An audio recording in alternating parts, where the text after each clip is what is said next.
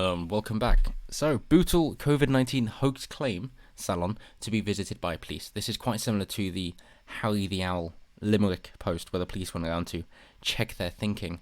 And, of course, this is maybe a bit more severe, but I know it's very easy to enact Godwin's law and, the first one to bring up Nazism loses.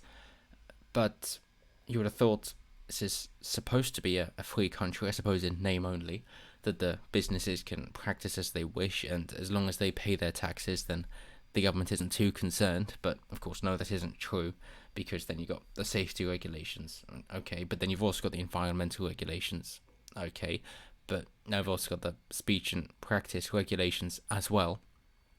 So when they put up this sign, and Bootle is in Liverpool, basically it's just a bit east, saying this is a COVID-free salon, no masks, we take cash, COVID talk is banned, you can't catch what doesn't exist, and then a couple of hashtags, voodoo virus is bullshit, and we do not consent.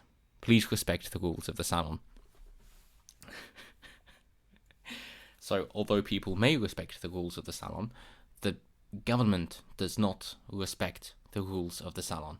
And in fact, if you go over to their Yelp reviews, you can see some people saying, woo, a 5-star review, freedom of speech. And just so you know, none of these people have actually visited. But you've got 1 5-star and then 13 1-star. So, 1 5-star rating saying, hey, yeah, don't necessarily agree with all the salon is saying, but they should have the right to say it. And then other people saying, oh, I had COVID and this is bad. They should be shut down. The person should be imprisoned. I hope you go out of business. Best place to catch COVID-19. So, if this person should be shut down for suggesting that people will get ill, then wouldn't that be the same for those people posting? But never mind. No, of course not. So, a beauty salon that banned coronavirus talk and said COVID-19 does not exist is being investigated by police. Skincare salon in Bootle put posters in its windows and posted online stating masks weren't being worn by staff as you can't catch what doesn't exist. Which is probably the one that takes it a bit too far. But under British law at the moment, the shop workers don't have to wear masks. It's the patrons who do have to wear masks. Unless it's, was 2 meters or 1 meter with extra precautions, essentially. So, Merseyside police said officers would visit the salon on Aintree Road to, quote-unquote, remind the owner and staff of their responsibilities around COVID-19. Which is very much that don't let a good crisis go unused. So, yes, it's your responsibilities around this virus. It's definitely not us dictating exactly what you have to do. And if you try to allow people individual freedoms, then we will crack down on you. Definitely not that. It's definitely their responsibilities around COVID-19. The shop window posters and social media posts have now been taken down, as well as you can't log into their Facebook account either. Sefton Council said its environmental health team will also visit, and the owners are due to meet with the council on Wednesday. Cabinet member Councillor Paulette Lapin said the salon's stance was disappointing. If the situation cannot be resolved satisfactorily during this meeting and we are not satisfied that measures to keep customers and staff are in place, we will consider taking formal enforcement action, she said. So, good on the staff. And this is actually quite a diverse area on Aintree Road from experience. So, hey, who knows? Good on them, then.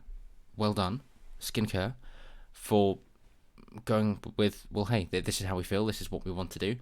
We're not going to be, pressured or feel paranoid and anxious into curtailing our freedoms into doing what you want us to do. Instead, people are going to be free to do what they want to do. There, from what I can see, have not been reports of how long this has been up, just that it has now come down. So it could be that it just went up, somebody took a photo, got outraged and thought, hey, they should suffer, and tried to make them suffer. Or it could be that, hey, it was up for a long time and everybody was more than happy with what they were doing, and then one party pooper came along and just ruined it for everyone else, which seems more likely, let's be honest. So in a statement, Sefton Council said coronavirus had been the cause of death for over 1,000 people in Merseyside hospitals and reminded local businesses and their customers of the importance of following the government's COVID-19 guidance. Maybe, but probably not. Let's be honest here. How many of the COVID-19 recorded deaths are actually down to Wu flu? Maximum 50%. Maximum. Half of them. So, when they say it's over 1,000 people, chances are, no it isn't. And I look forward to that coming out, because in that case, Sefton Council will also be lying, and then where do we stand? If the government is lying as well as the people, it's the government's always lying. Never mind, I suppose that was a bit of a non-issue. But hopefully then, skincare can take that forward and say, well, hey, why are the government being misleading as well? And there will be a lot of evidence as well to support them to say, well, these precautions are ineffective and bullshit, and hey, if you're going to force us to do it, then you might as well shut us down anyway, because we can't stay open if you do keep these rules enforced. So it's no skin off our nose, because it really isn't. To businesses like this, of course, the bigger businesses can get around it, but the smaller ones, then no, they really can't. Their profit margins are smaller. They don't have enough fat to cut, and therefore, if you do actually enforce these rules all the time, then they are the ones that will go under. So, to be realistic, they're probably thinking, well, we're going to make this statement because it might then encourage more people to come to us, in which case we can stay in business. If the law comes on us, we're going to be shut down, but we would have gone out of business anyway. So let's see if we can get in some of those victim hit points as well. Just waiting for the GoFundMe. But, let's be real, that GoFundMe is going to be removed, as it tends to be, because it's the wrong politics. So then they're going to have to find another way around it. Maybe they should just do a 1 month Subscribestar thing. And just say, hey, we're going to make this YouTube video to explain what's happened.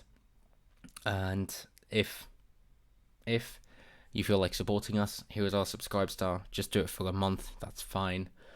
And then we'll take what we can after that. And we appreciate the help. I would say that would be an easier way to do it. Or if they really do feel that strongly, then why not go for their internet presence? I see what I can do as well to get in touch with them and try and hear their side of the story. So look out for that in the near future, if it's all possible. But Sefton Community Policing Superintendent Graham Robson said, my officers will be visiting the salon to speak to the staff and manager and reminding them of their continued responsibilities around COVID-19 and the safety and well-being of their staff and customers.